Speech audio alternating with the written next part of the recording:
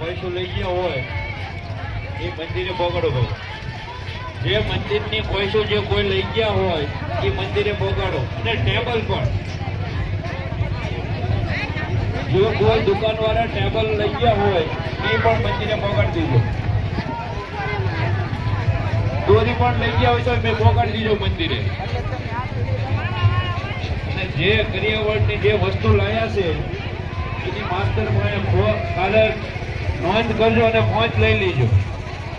જે ભાઈઓ કરિયાવળમાં જે વસ્તુ લાયા છે એની ખાસ નોંધ કરાવજો અને પહોંચ લઈ લેજો ફરજિયાત.